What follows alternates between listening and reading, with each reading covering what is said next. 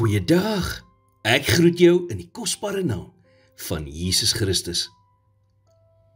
Die Bybel sê in Matteus 18 vers 12, wat dink julle? As iemand 100 skape het en een van hulle verdwaal, sal hy nie die 99 laat staan en op die berge die verdwaalde een gaan soek nie? Wanneer 'n mens die gelykenis van die skaap wat weggeraak het lees, maak dit nie altyd vir 'n mens sin nie. Ek meen, hoekom 99 los om een verlore een te gaan soek? Dit maak nie sin nie. Totdat die dag aanbreek wat jy daardie een skaap is wat wegraak. En ons almal was al daai een skaap.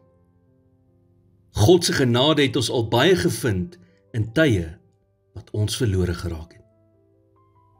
Jy sien, dit is wat sy genade so wonderlik maak. Elke asemteug wat jy op hierdie oomblik gee, is net genade. En op die dag wat jy jou laaste asem uitblaas, sal dit ook net genade wees wat jou as kind van God in die ewigheid invat. Weet vandag, dat maak nie saak wie jy is as kind van God nie. Sy genade is genoeg. Ongeag wat jou verlede is, God se genade is genoeg. Ten spyte van al die struikelblokke in jou lewe, is God se genade genoeg. In 2 Korintiërs 12 vers 9 sê God vir Paulus, my genade is vir jou genoeg, want my krag word in swakheid volbring.